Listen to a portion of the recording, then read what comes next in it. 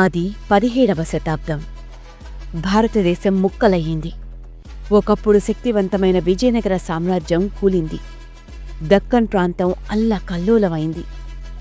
ఢిల్లీలో షాజహాన్ తర్వాత ఔరంగజేబు ఆధ్వర్యంలో మొఘల్ సామ్రాజ్యం దక్షిణం వైపుకు విస్తీర్ణమవుతోంది. బీజాపూర్కి చెందిన ఆదిల్ షా, హైదరాబాద్లో నిజాంలు తమ ప్రాంతాలను వ్యాపిస్తున్నారు. విదేశీయులు అక్రమంగా వచ్చి స్థానికులను దోచుకుంటున్నారు. 1630లో ఈ అశాంతి మధ్య భోస్లే కుటుంబంలో పూణే జిల్లాలోని శివనేరి కోటలో ఒక బాలుడు జన్మించాడు. అతని తండ్రి షాహాజీ భోస్లే నిజాములకి పనిచేస్తూ సంధి చేసుకుని బెంగుళూరు ప్రాంతాన్ని జాగీరుగా పొంది పూణేలో తన జాగీరు వ్యవహారాలను తన భార్య జీజాబాయికి అప్పగించి తమ కొడుక్కి రాజనీతి వ్యవహారాలు నేర్పేందుకు కొందరిని నియమించి బెంగుళూరు జాగీరుకు వెళ్లాడు. తల్లే ఆ బాలుడికి పుట్టిన భూమిపైన, ప్రజలపైన ప్రేమ ఉండేలా విద్యాబుద్ధులు నేర్పింది. విలువలు అర్థమయ్యే ధార్మిక విషయాలు, పరమత సహనం, స్త్రీల పట్ల గౌరవం ఉండాలని చెప్పేది. ఆ కథలు స్వరాజ్యమే లక్ష్యమయ్యేలా తీవ్రమైన కోరికను ఆ బాలుడిలో రేకెత్తించాయి. ఆ బాలుడు చిన్నప్పట్నుంచి అసాధారణమైన నాయకత్వాన్ని ప్రదర్శించేవాడు.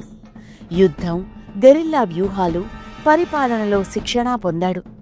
యువకుడిగా అవుతూనే అశుభం అనుకున్న భూముల్లో పంటలు పండించి వాటిని వ్యవసాయదారులకు ఇచ్చి వారి నుంచి పన్ను తీసుకుని వచ్చిన డబ్బుతో పూణే చుట్టుపక్కల ఉన్న కోటలను సొంతం చేసుకుని వాటిని శుభ్రపరిచి అక్కడ యువకులకు యుద్ధ శిక్షణ ఇచ్చేవాడు. 17 ఏళ్ల వయసులో తన తండ్రిని విడిపించేందుకు ఆదిల్ షాను ఓడించి బీజాపూర్ సామ్రాజ్యానికి చెందిన తోర్నా కోటను సొంతం చేసుకున్నాడు. మరో 3 ఏళ్లలో కొండన, రాజ్గఢ్ వంటి కోటలను సొంతం చేసుకుని పూణే ప్రాంతాన్నంతా స్వాధీనం చేసుకున్నాడు.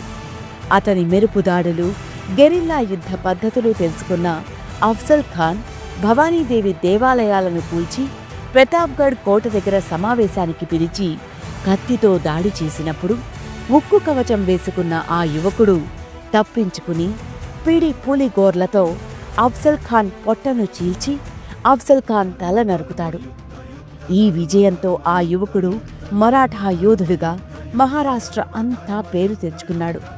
ఇది సహించలేని బీజాపూర్ సుల్తాన్ అరబ్, పర్షియా, ఆఫ్ఘాన్ నుండి 10,000 మంది కిరాయి సైనికులను పంపగా అతను తన వద్దనున్న 5,000 మరాఠా యోధులతో హరహర మహాదేవ్ అంటూ యుద్ధరంగంలో విజృంభించి శత్రువులను ఊచకోత కోశాడు. మరాఠాల ఆర్థిక స్వాతంత్ర్యం కోసం తన ప్రాంతం బయట ఉన్న వారి నుంచి గోవా ద్వారా ద్రవ్యాలు ఎగుమతి చేసే పోర్చుగీస్ నుంచి చౌత్ అనే పన్నును సేకరించాడు. ఆగ్రాలో ఔరంగజేబు ఆస్థానం నుండి తప్పించుకుని 1674లో పట్టాభిషిక్తుడై మరాఠా సామ్రాజ్యం ఆవిర్భావానికి కారణమైన ఆ వీర యోధుడే ఛత్రపతి శివాజీ మహారాజ్.